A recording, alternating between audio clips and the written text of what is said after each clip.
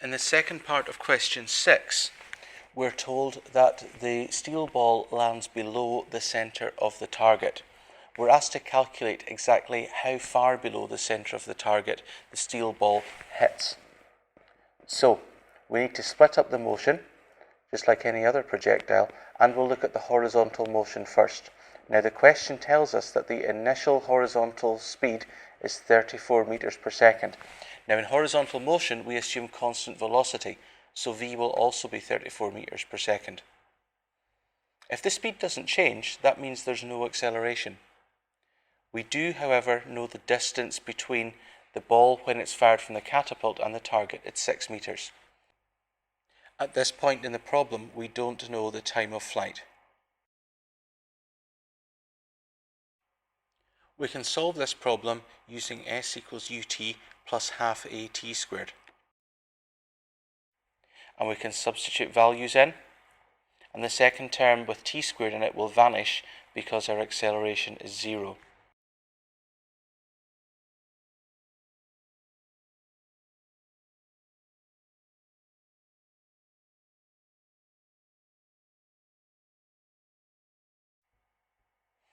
And we find that t is equal to 6 divided by 34.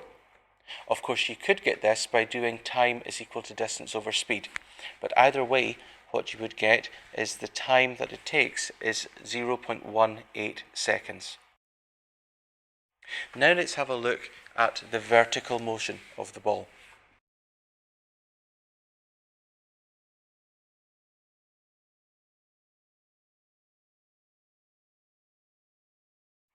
What do we know this time? Well, we know its initial vertical velocity will be 0. We don't know its final vertical velocity. However, we do know that the ball will be subject to acceleration due to gravity, so a is equal to 9.8 meters per second squared. And in this problem, I'll choose a sign convention where downward travel is positive. So I'll say that a is plus 9.8 meters per second. It's entirely up to you which sign convention you choose. And we also know the time before it hits the target. The time is 0.18 seconds. What we don't know this time is the displacement s. This is actually what we're having to calculate. If you look here, I'm drawing in red the trajectory of the steel ball when it leaves the catapult. It's going to land somewhere below the centre of the target, and that distance or displacement below the centre of the target is what we're calling s in this problem.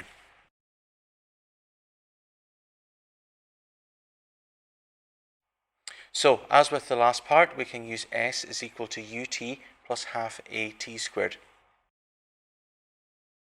When we substitute in our known values, you'll see that our first term will vanish because u is 0.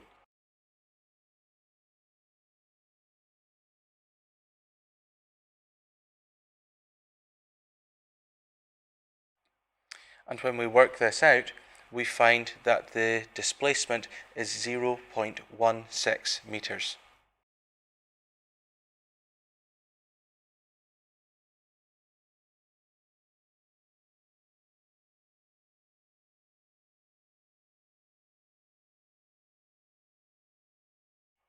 And let's remind yourself, what does that result actually mean?